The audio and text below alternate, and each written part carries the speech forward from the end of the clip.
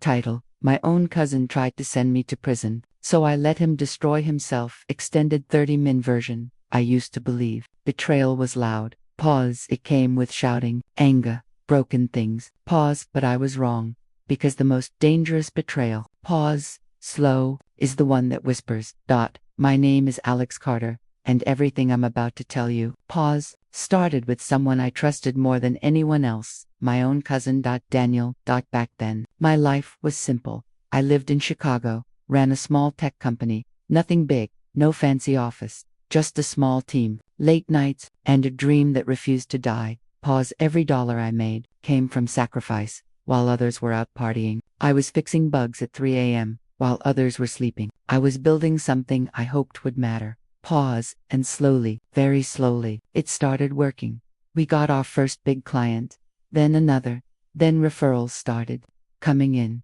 Pause. For the first time in my life, I felt like I was winning. And that's exactly when, pause, Daniel came back. I hadn't seen him in almost 10 years. But the moment he walked into my office, pause, it felt like nothing had changed.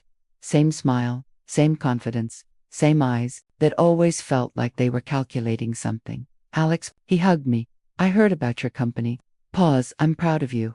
Those words, they meant something to me. Because growing up, he never said things like that as kids. We were never really close.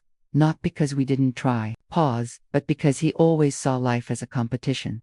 And I was just another opponent. If I scored higher in school, he'd say it didn't matter. If I won something, he'd say it was luck. Pause. And if I ever looked happy, he'd find a way to take that away. But people change, right? Pause. At least, that's what I told myself. A few days later, he came back again. This time, more serious. I want to work with you. Pause. I'm done working for other people. I want to build something real. I should have said no. Pause. Something inside me was already warning me. But I ignored it, because he was family. Pause. And sometimes, family is the easiest lie to believe. That's so I gave him a chance. A small role, nothing major, just enough to get started at first. Everything seemed perfect. He worked hard, showed up early, stayed late. Pause. Asked smart questions, made good suggestions. My team liked him. My clients trusted him. Pause. And slowly, even I started trusting him again. But there was one thing, pause, I didn't notice. He wasn't just working, pause, he was watching. Every system, every account. Every decision. Pause. He learned how money flowed. He learned who controlled what. He learned where we were strong. Pause. And where we were weak. And most importantly, pause, he learned me. He learned my habits. My fears. My blind spots. And once he had all that, pause, he didn't need anything else. That the day everything changed. Pause. Started like any other day. I woke up. Grabbed coffee, checked my emails. Pause. Nothing unusual, until my phone rang. Mr. Carter, pause, your business account has been frozen. I laughed, thought it was a mistake, but then, pause, another call came.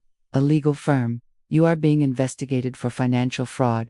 My heart, pause, dropped. This doesn't make sense. I said, there has to be some mistake. And then, pause, they said his name. Daniel.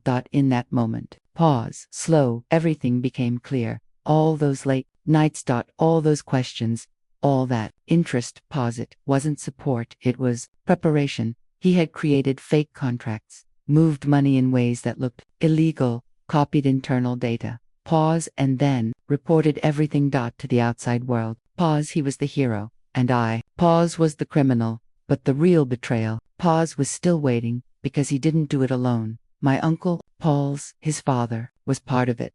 That's when I realized something terrifying. Pause. This wasn't sudden. This wasn't emotional. This was planned. For months, maybe years. They didn't just want money. Pause. They wanted control. My company, my name, my life, and they were ready. Pause. To destroy all of it. So what did I do? Pause. Long. Nothing.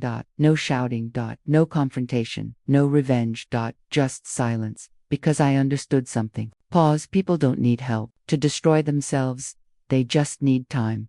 So I gave it to him. For 2 months. Pause. I acted weak. I let things fall apart. I let him believe. Pause. He had already won.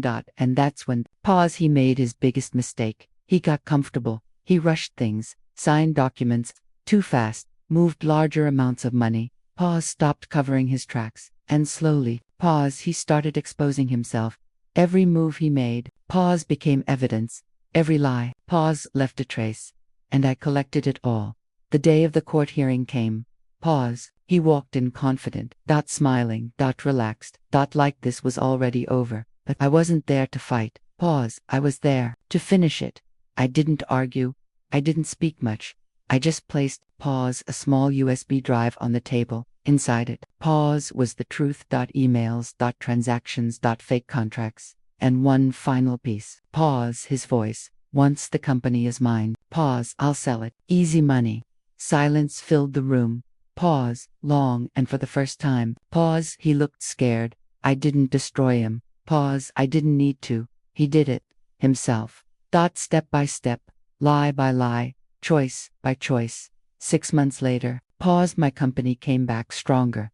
Bigger clients, better deals. New opportunities. And Daniel. Pause, he lost everything. No one trusts him. No one hires him. Pause, because reputation. Pause, once broken, never fully returns. People always ask me one thing. Pause, how did you get revenge? I just smile. Pause and say, I didn't. Pause, slow, deep. I just let him. Pause, lose to himself.